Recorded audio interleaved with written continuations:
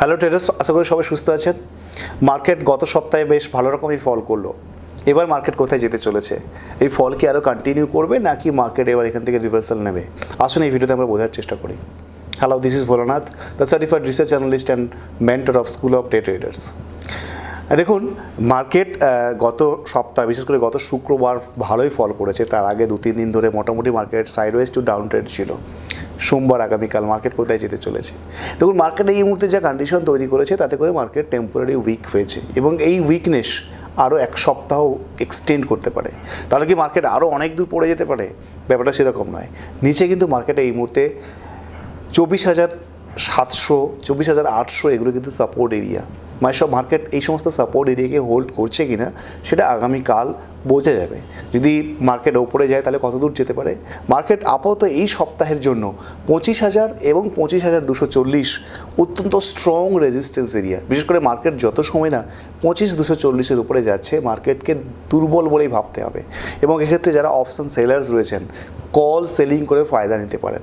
যখন market resistance এরিয়াগুলোতে যাবে সেই সব এরিয়াতে কল সেলিং করে ফায়দা নেওয়া যেতে পারে। যদি কেউ বাইং পজিশন ক্রিয়েট করতে চায় নিফটি, তাহলে ইন্ট্রাডে প্রসপেক্টিভে সাপোর্ট রেজিস্ট্যান্স দেখে কিন্তু বাই পজিশন ক্রিয়েট করতে পারে। বাই মানে আমি বলছি অপশান বাই, সেটা পুট হোক কল হোক। তাহলে আপাতত সামনের সপ্তাহে বা কালকে থেকে কীভাবে ট্রেড করা উচিত? যদি মার্কেট কালকে গ্যাপ আপ ওপেনিং হয়, ওপেনিং হয়ে রেজিস্ট্যান্স এরিয়াগুলোতে, আমি যেরকম করে বললাম যে 25,000-এর কাছাকাছি মার্কেট রেজিস্ট্যান্স এরিয়া রয়েছে, এই সমস্ত এরিয়াতে যদি মার্কেটের রিজেকশন আসে তাহলে এগেইন মার্কেট ফল করতে পারে। আদারওয়াইজ মার্কেট সাপোর্ট এরিয়া 25,800, 700 এই সমস্ত এরিয়া থেকে যদি রিজেকশন নিয়ে মার্কেট আপসাইড যাওয়ার চেষ্টা করে তাহলে মার্কেট খুব সামান্য আপসাইড নিতে পারে। আপাতত 25,000-এর উপরে যতক্ষণ না ডিসাইসিভলি ক্লোজিং আসছে, আমাদেরকে বুল ট্রেড করা থেকে বিরত থাকতে হবে। তো সোমবার ট্রেড করতে গেলে মূলত রেজিস্ট্যান্স এরিয়াগুলোকে আমাদের দেখা এবং সেখান থেকে সেল পজিশন ক্রিয়েট করা।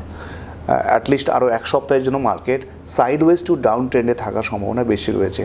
তো স্বাভাবিকভাবে অপশান সেলারদের এখানে সুযোগ সুবিধে বেশি রয়েছে। যদি যারা ইনভেস্ট করতে চান, তো ইনভেস্ট করতে গেলে লং টাইম মানে অ্যাটলিস্ট 2 মাস 4 মাসের জন্য যারা ইনভেস্টিংয়ের মেন্টালিটি নিচ্ছেন তারা ইনভেস্ট করতে পারেন।